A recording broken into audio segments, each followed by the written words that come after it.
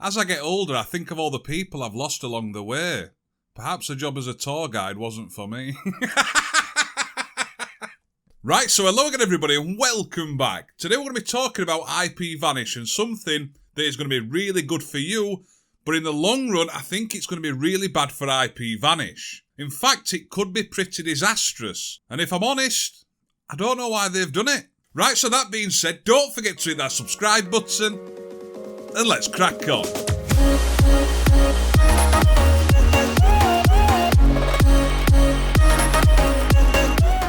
Right, so first of all, at the moment, IPVanish have got a deal on for the rest of June, which is just $5 per month. If you convert that into pounds, it works out cheaper. So that means there's no upfront costs either. It's £5 or $5, per month. You don't have to pay $60 odd up front, anything like that. It's literally just a month-to-month basis, which makes it a really good offer and the first time they've actually ever done it. And I will leave a link in the description down below if you want to go and check that out and maybe sign up. Just click that link. It is an affiliated link, so I do benefit from it, but it also gives you the best deals. Right, so IPVanish, what have they done? Why is it so bad? So first of all, I've seen this video floating around from a few YouTubers the past few days. Dog Squiffy was one, Lee TV, saying that now IPVanish, it used to limit you to 10 devices. So simultaneously, you could have 10 connections on a VPN server at the same time. And now it's come out that IPVanish are allowing unlimited devices. And this isn't just with IPVanish. StrongVPN is another one, and they are also going to be allowing unlimited amount of devices. So from a user perspective, it's awesome because that means people who can't afford to pay for a VPN, they're going to start sharing. So people are going to start sharing login details and using the same account. And I don't know if there's any kind of cap or anything like that. I'm not sure if you get to a certain amount of connections and your account will be suspended, but they are saying an unlimited amount of devices. So from a user perspective, absolutely awesome. But from IPVanish's point of view, I think it's a very, very bad move. And I don't know all the ins and outs. Do comment down below if you think there's anything I've missed. But I think IPVanish user base, so the amount of accounts they've actually got, are going to drop by up to half at least. So this means a lot less revenue for IPVanish. Because what people are going to do, they're going to start buying accounts, sharing them,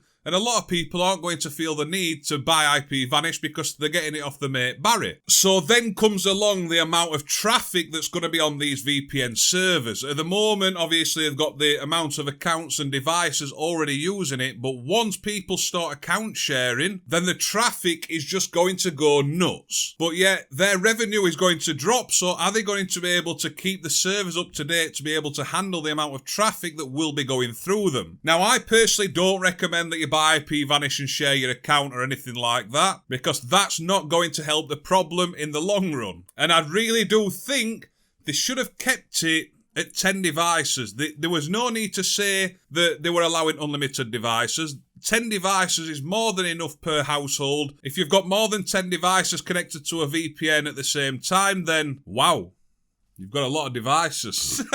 But then there's another factor that's going to play a part in all of this, and that's where people start seeing it as a way to make money out of you. Now, if I go to eBay and type in IPVanish, you're going to see people are actually selling accounts. I'm not sure, this might have been going on for a very long time, but it was Dazzle who mentioned it in Discord, and a lot of people are selling IPVanish accounts, even lifetime accounts, for £2.33. Now, if they've took advantage of the $5 per month, then they don't have to really sell many of these to start making a profit. But if they are paying for a monthly subscription with IPVanish, what's saying that that's going to last for a lifetime? Although £2.33 is very cheap. But all they have to do is change the logins, and then you can't get into the account, and then that money is gone. So trust in these, 282 have sold from this seller, an auto renewal, so it looks like they are doing monthly as well. They've sold 282 subscriptions at £2.99 per month. So really, users could use this as a way to sell a VPN service and make money from it. Whereas really that's not the way to go with it, because like I said, this is where scamming comes into place, where you may not even get the service that you think you've paid for. It may only be up for 1 week, 1 month. Another thing, what I really don't understand is that this has all come about on the biggest offer they've ever had. So the $5 per month for IPVanish offer, this is the first time they've ever done it with no upfront payment. And now a hell of a lot of people have taken advantage of this offer.